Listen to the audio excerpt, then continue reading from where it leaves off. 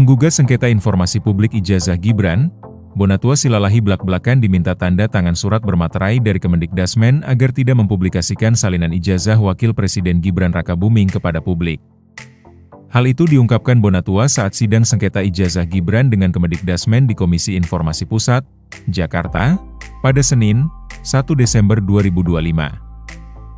Saya meminta untuk kepentingan publik.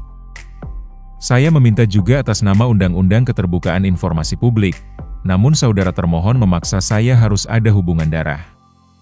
Saya dipaksa harus menandatangani pernyataan bermaterai yang menyatakan saya tidak boleh menginformasikan informasi publik, ujar Bonatua. Diketahui Komisi Informasi Pusat, KIP, menggelar sidang perdana gugatan perkara yang diajukan oleh pengamat kebijakan publik, Bonatua Silalahi di kantor KIP, Jakarta Pusat, Senin, 1 Desember 2025.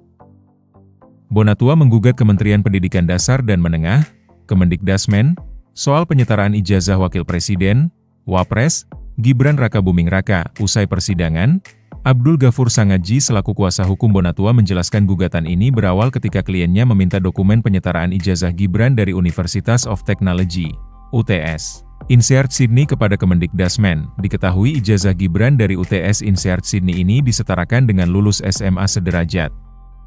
Yang pertama, adalah surat keterangan kelulusan yang disetarakan dengan grade 12 di UTS INSEAD Sydney, dan yang kedua adalah dokumen hasil penilaian dari Kemendikdasmen sehingga surat kesetaraan itu bisa dikeluarkan, ucap Abdul, Senin, 1 Desember 2025, berdasarkan keterangan dari perwakilan Kemendikdasmen dalam persidangan, Kementerian tidak bisa memberikan apa yang diminta oleh Bonatua karena hal tersebut merupakan dokumen informasi publik yang dikecualikan. Namun dia mengklaim informasi yang diminta Bonatua merupakan dokumen informasi publik. Oleh Kementerian, justru dokumen yang berkaitan dengan ijazah Mas Gibran itu dinyatakan dikecualikan sehingga tidak bisa diserahkan.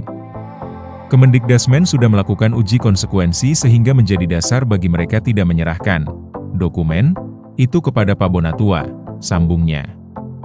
Namun jawaban dari Kemendikdasmen dalam persidangan itu tidak memberikan kepastian terhadap penilaian kementerian yang valid sehingga menyetarakan ijazah kelulusan Gibran dari Sydney.